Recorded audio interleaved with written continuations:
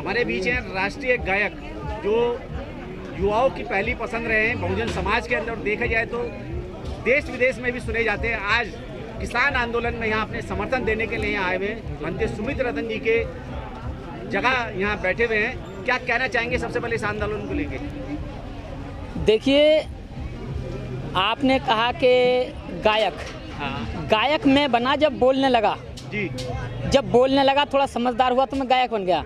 लेकिन जब मैं बोलना नहीं जानता था और बातचीत करना नहीं जानता था, यानी कि जब मैंने जन्म लिया तो मैंने किसान परिवार में जन्म लिया जी। और किसानों पर आज आपदा है, यानी मेरे ऊपर आपदा है। और सबसे बड़ी बात यह है कि बराबर में मेरे पिताजी बैठे हैं। इन्होंने मुझे जो ज़मीन सौंपी थी वो पूर्ण स्वतंत्रता के साथ इनके पिताजी ने इन्हें सौंपी, इन्होंने हमें सौंपी। लेकिन मैं आगे जब अपने बच्चों को सौंपूंगा तो वो ज़मीन उनकी नहीं होगी, सरकार की होगी। अडानी, अंबानी और पौने 2 आँख बाबा लाला रामदेव की होगी। कैसे? वो ये कि देखिए, जब भी कोई कंपनी किसी चीज़ का निर्माण करती है तो उसमें अपनी सारी लागत लगाने के बाद में तब उसका मूल्य निर्धारित करती है। चाहे वो कोई भी चीज़ है, इलेक्ट्रॉनिक्स से लेकर स्वेटर, मोबाइल, कोई भी चीज़ जब वो कंपनी बनाती है तो वो उसका मूल्य निर्धारण करती है। लेकिन किसान जब अन्न उगाता है तो किसान अपनी फसल का मूल्य निर्धारित नहीं करता है, बल्कि कुछ दलाल उसकी कीमत लगाते हैं कि आलू की कीमत 50 रुपये किलो होगी या 10 रुपये किलो होगी। ये उदाहरण मात्र मैं आपको बता रहा हूँ, जो 2 महीने पहले आप लोगों ने देखा जब अडानी अंबानी ने सारा आलू अपने गोदामों में रख लिया और लोगों से कह दिया आलू ख़त्म है, बताओ 50 रुपये किलो चाहिए तो मिल सकता है, नहीं तो नहीं है। लेकिन लोगों को पेट की भूख मिटानी थी, उन्होंने 50 रुपये किलो, 100 रुपये किलो आलू खरीदा और खाया। लेकिन जैसे ही किसान का खेत से आलू खुदने लगा, वही आलू आज 10 रुपये किलो है। और यही आलू 2 महीने बाद अडानी के फिर गोदामों में होगा और 4 महीने बाद अडानी फिर कह देगा, अंबानी फिर कह देगा आलू ख़त्म, चाहिए तो 100 रुपये किलो मेरे पास है, बताओ लोगे? आप फिर कहोगे भैया 100 क्या 200 भी खाना पड़ेगा। अगर ये बिल कानून वापस नहीं हुए तो इस तरह की हमारी जो रोटी सब्जी रोज़मर्रा की चीज़ें हैं, किसानी की खेती की चीज़ हैं, गेहूं, अन्न, चावल, इसी तरीके का हो जाएगा। तो किसान का दिल इतना बड़ा होता है। लेकिन एक बात और मैं आप कहना चाहूँगा कि देखिए, जो आंदोलन आज किसान कर रहे हैं, आज किसानों के ऊपर, खेती के ऊपर बात आई तो आज किसान मैदान में हैं। लेकिन हम बहुजन समाज, यानी कि जो भी इस देश में कमाकर खाने वाले लोग हैं, खेती करके खाने वाले लोग हैं, यानी कि जो दलाल लोग नहीं हैं, उनके अलावा जितने भी लोग हैं, उससे पहले हम लोग इस देश में इस सरकार के खिलाफ आंदोलन करते रहे हैं। वो क्यों करते रहे हैं? वो इसलिए करते रहे हैं कि जिस तरह एक चूहा होता है और उस चूहे के बच्चे सिर्फ एक ही चीज़ सीखते हैं, बिल खोदना और किसान की फसल का नुकसान करना, वैसे ही अगर आप इनके बाप दादाओं के पीछे जाएंगे तो इनके बाप दादाओं ने, जब भगत सिंह फांसी चढ़ रहे थे, जब ऊधम सिंह जनरल डायर को गोली मार रहे थे, तो इनके जो आका थे, इनके जो परदादा थे, इनके जो दादा थे, वो दलाली कर रहे थे। जब उनका नाम इसमें आ गया कि जी ये भी लोग कर रहे हैं, उन्हें जेल के काला पानी भेज दिया, तो उन्होंने वहाँ से 4-4 चिट्ठी लिखी कि हम इस आज़ादी में नहीं थे, हमें तो गलती से फंसाया गया है और हम सरकार के साथ हैं, लेकिन हमें इस काले पानी से निकाला जाए। ये कौन है? ये वही हैं जिसे ये लोग वीर सावरकर कहते हैं। वो कैसा वीर जो 4-4 बार माफ़ी मांगे? और ये जो आरएसएस की सरकार है, भगत सिंह को आतंकवादी कहती थी, जो देश के लिए अपने प्राण गंवा दिए। तो ये उन लोगों के बच्चे हैं, आज ये सत्ता में हैं, तो चूहे के बच्चे बिल ही खोदेंगे, नुकसान ही करेंगे। वही लोग हैं आज ये सत्ता में हैं, तो ये हमारा, आपका, चाहे वो किसान हो, मजदूर हो, सिर्फ उन्हीं का नुकसान करेंगे। लेकिन 2014 में इनको जो है पूर्ण बहुमत से सरकार बनाने का सहयोग जो है इन्हीं किसानों ने किया था। क्या तब उनको पता नहीं था कि ये किसानों के लिए घातक साबित होंगे?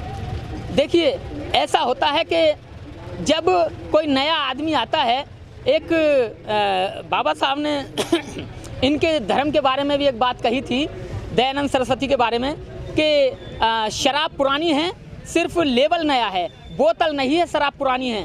तो लोगों को वही दिखाई दिया इन्हें लगा कि नई बोतल आई है, नई बोतल आई है, लेकिन जब बोतल का ढक्कन खुला तो पता चला इसमें वही शराब थी जो लोगों को खराब करती है, फेफड़े खराब करती है, उनके मानसिक संतुलन खराब करती है, लीवर खराब करती है। उनसे भूल हुई और उसी भूल का पछतावा आज ये दुगनी मेहनत के साथ कर रहे हैं।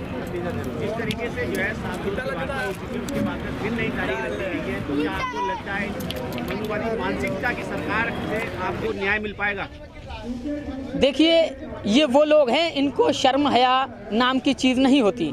आप दूसरी कंट्री में देखेंगे तो वहाँ जब कोई व्यक्ति अपने यहाँ बाजू पे काली पट्टी बांध लेता है तो सभी लोग उससे पूछते हैं कि भाई समस्या क्या है, क्यों विरोध कर रहे हो, आप ये काली पट्टी उतार दो। उसके हाथ जोड़ते हैं, उसकी मांगों को पूछते हैं कि भाई काली पट्टी क्यों बांध रखी है, आप क्यों विरोध कर रहे हैं, और उससे उसकी बात पूछते हैं, उसकी बात को मानते हैं। लेकिन ये जो सरकारें हैं, ये काला पट्टी तो क्या बाजू पे बांधनी, काले कपड़े पहनकर भी हम निकल जाएं तो तब भी ये हमारी तरफ नहीं देखेंगे। ये तो इंतजार कर रहे हैं कि कब इनका खाना ख़त्म हो, कब ये ठंड से मरें, कब पानी के बारिश में भीगें और अपने घर जाएं। लेकिन हम भी उनको बता दें कि जो आज ये बारिश हो रही है और जो ये आज इस तरह की वार्ता कर रहे हैं, ये तो हम रोज़, किसान रोज़ देखता है। जब बारिश ऊपर से पड़ रही होती है और खेत की फसल लहरा रही होती है तो ये किसान रोज़ देखता है। ये तो कुछ भी नहीं है, पाले पड़ता है तो तब किसान कितनी ठंड में रहता है। यहाँ तो रजाई हमारे साथ है, गद्दा हमारे साथ है, टेंट हमारे साथ है। तो जब तक ये नहीं मानेंगे तब तक हम भी नहीं मानेंगे, क्योंकि ये हमें रोटी नहीं देते हैं, रोटी हम इनको देते हैं। किसान रोटी नहीं देता है, ये नहीं देते। सरकार हम इसलिए बनाते हैं कि सरकार बड़ी बड़ी फैक्ट्रियों से, बड़े बड़े मालिकों से टैक्स लेके गरीब लोगों को मुफ्त में दवाई दे, मुफ्त में शिक्षा दे, रोजगार दे, किसी की कोई समस्या हो उसका समाधान हो, इसलिए हम सरकार बनाते हैं। लेकिन जब सरकार ही उल्टा काम करने लगे, उल्टा क्या, जब गरीबों का छीन के बड़े बड़े व्यापारियों को देने लगे, तो ये समझ लो कि अब गंगा या जो पानी है वो उल्टा बहने लगा है, जिसका विरोध करने के लिए किसान आज यहाँ आए हुए हैं। बौद्ध भिक्षु और समस्त अम्बेडकरवादी यहाँ पहुँचे हैं किसानों का साथ देने के लिए, क्योंकि बाबा साहब के अनुयायी और बुद्ध के अनुयायी जो हैं वो जमीनी DNA सहित खेती करते हैं। क्योंकि बुद्ध के जो पिताजी थे वो राजा होते हुए भी अपनी रानी के साथ हल चलाकर खेती करते थे, और आप बौद्ध साहित्य को पढ़ेंगे तो उन्हें इसलिए खेतीय कहा जाता था, यानी खेती करने वाले। जिन्होंने आज इन्हें क्षत्रिय बता दिया, वो क्षत्रिय नहीं, खेतीय थे, खेती करने वाले थे। तो हम तो खेती करने वाले और कमा कर खाने वाले और श्रमण संस्कृति के लोग हैं। जिस तरीके से इस किसान आंदोलन में जाति धर्म से हट के इस आंदोलन को मजबूत किया जा रहा है, लेकिन केंद्र की सरकार के नुमाइंदे आपको माओवादी बताते हैं, आपको आतंकवादी बताते हैं, आपको खालिस्तानी बताते हैं, तो आप कैसे अपने आप को यहाँ टिका पाएंगे इस मामले में? देखिए, हम में और इनमें क्या फ़र्क है कि देखिए, जब दूसरी सरकार थी और स्मृति ईरानी और ये जितने भी बीजेपी संघ के लोग थे, जब ये आंदोलन करते थे, गाड़ियों को फूंकते थे, बिल्डिंगों को जलाते थे, ताले तोड़ते थे, नुकसान करते थे। लेकिन हम भी हैं, हम भी आंदोलन कर रहे हैं, लेकिन हम क्यों नहीं तोड़ रहे? हम इसलिए नहीं तोड़ रहे क्योंकि जब किसान ने अपनी ज़मीन की मिट्टी उठाने का आदेश दिया तो एक मजदूर ने उस मिट्टी से ईंट बनाई। ईंट बनाने के बाद में एक मजदूर ने, एक मिस्त्री ने एक बिल्डिंग बनाई, और बिल्डिंग बनाने के बाद में ये देश की बिल्डिंगें ऊंची ऊंची तैयार हुई। और जो जिस चीज़ को बनाता है, यानी वो जो बनाता है वो बाप होता है, जो बनती है वो औलाद होती है। तो कोई भी बाप या कोई भी आदमी उसका नुकसान नहीं चाहती। जब इस देश का निर्माण हमने किया, हमारी खेत की मिट्टी की ईंट बने हुए संसद में ये रह रहे हैं, हमारे भाइयों के हाथ की बनी हुई, तपी हुई भट्टे की ईंट में बने हुए मकानों में ये बड़े बड़े मंत्री रह रहे हैं। तो हम इस देश का नुकसान एक ईंट तोड़कर भी नहीं कर सकते।